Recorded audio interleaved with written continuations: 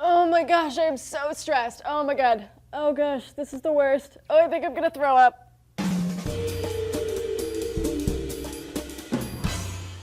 Hey guys, Julia here for G News. Stress is really awful for your body. You know when you get scared, embarrassed, or anxious, your face flushes and you get all hot and sweaty?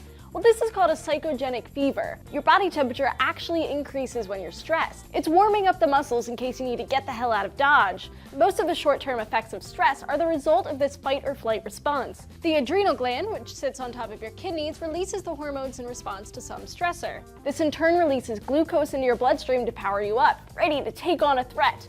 It suppresses your digestion and immune system to save energy for hightailing it away from like a bear or something. But nowadays, we aren't threatened so much by bears, but school, work, and family matters stress us out just the same. All of those good things that those hormones do to save us from bears do bad things to us when we're faced with chronic stressors we can't run away from. One of the hormones, cortisol, is called the stress hormone, and it does a lot of different things. It can affect your blood pressure, metabolism, and immune reactions like inflammation. Basically, chronic stress makes your body continually release cortisol.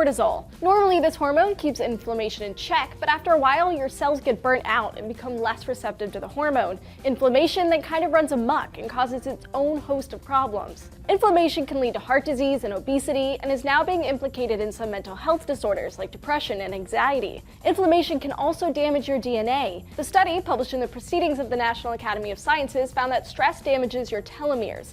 Telomeres are often compared to that plastic tip on your shoelaces. They sit on the ends of your chromosomes to keep them from unraveling. As cells divide and DNA replicates, these telomeres shorten throughout your life, eventually leading to cell death. The erosion of telomeres is a pretty good indicator of someone's health. Smokers often have shorter telomeres than non-smokers, for example. In this study, the researchers found that displaced Indian villagers had shorter telomeres than other villagers who didn't go through this stress of relocating, which is similar to other studies on the effects of stress on telomeres. But it's not just having your entire village moved. The American Psychological Association found that Americans are most stressed about work, money, and the economy. Does this sound like you? If you're chronically stressed, there is some hope. Being socially connected helps. One study, published in the journal Social and Personality Psychology Compass in 2011, found that people who have supportive, close relationships have lower levels of systemic inflammation compared to those people who have cold, unsupportive, and conflict-ridden relationships. Some studies show that mindfulness-based practices like yoga and meditation can reduce stress.